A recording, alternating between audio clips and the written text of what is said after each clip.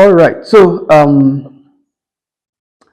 Today I want to talk about something that affects many couples, but often surrounded by silence, blame, and most times unnecessary emotional stress. I'm talking about infertility. Infertility. So, what really is infertility? Infertility is a medical condition. It means that if a couple has stayed together for a period of 1 year or more without achieving conception after regular sexual intercourse, we call it infertility. So it is a failure of a couple to achieve pregnancy or conception after 1 year of regular sexual intercourse.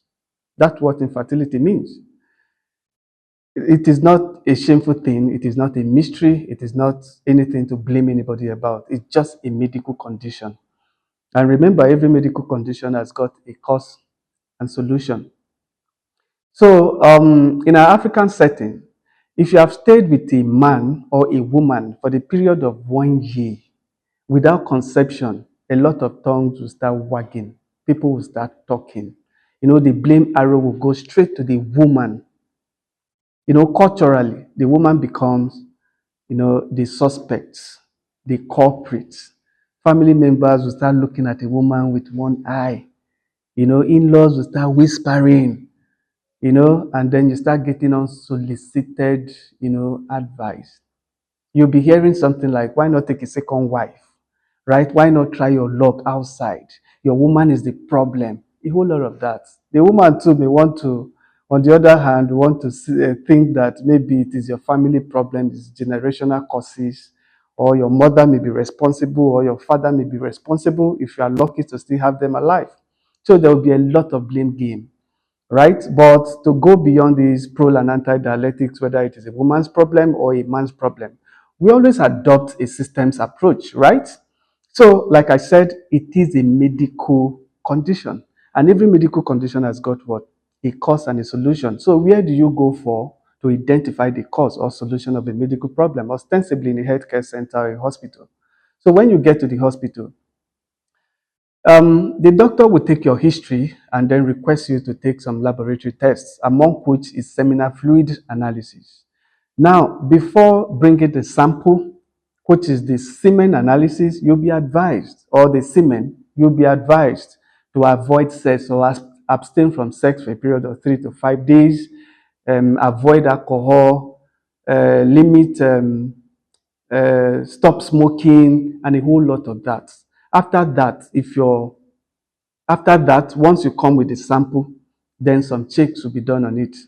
And some of these things we find out is the volume of the sample you brought. We look out for the viscosity of the sample. We look out for the liquefaction time. We look out for the viability, whether the sperm cell or the sperm are alive or not. We look for the motility, whether the sperm are moving progressively or non-progressively, or they are not motile at all. We check for the shape, which is the morphology.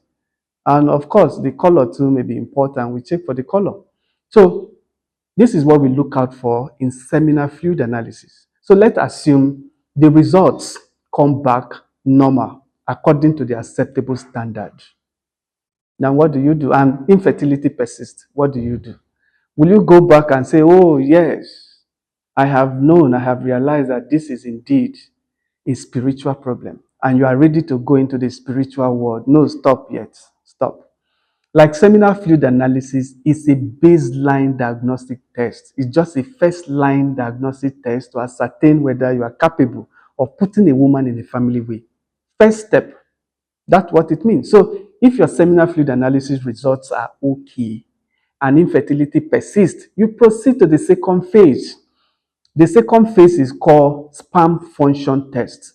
The sperm function test essentially tests for the functional competencies, the fertilizing, potential of your sperm. It is not just the mere look. It is beyond, what you got from seminal fluid analysis. It's a whole different type of test. Here we look out for the membrane integrity, because the membrane integrity of the sperm, we check, of course, we do a test we call hypoosmotic swelling test, the host to check for membrane integrity. We look out for the acrosome reaction, that is the opening through which the sperm pass, whether the opening is still okay. We use acrosome reaction test. We look for what we call the DNA fragmentation. We want to see whether your DNA and the chromatins are still okay. You do a test we call sperm chromatin structure assay. Some hospital may do what we call the Turner assay or the Comet assay to check for what DNA fragmentation.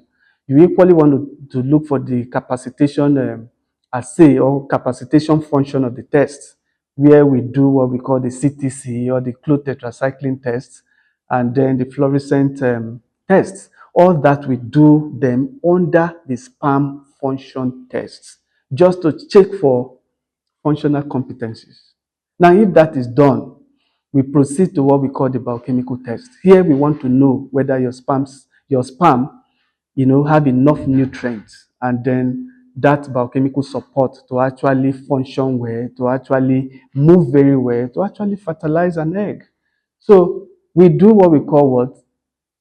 Biochemical test. Under biochemical test, we check for the calcium level, we check for the magnesium level, we can proceed to check for citric acid, we check for zinc, and above all, we check for fructose level.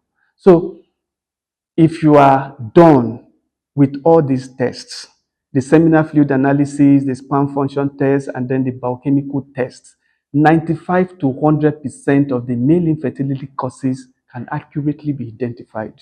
Like I said, every medical condition has got a cause and what solution. So if your problem is identified, then the solution is just there. So that is how it is. So when we talk about male infertility, we don't just stop at seminal fluid analysis. We go further to do what? Sperm function test and then the biochemical test. That's what it means. Right? I believe we've said something today. Thank you.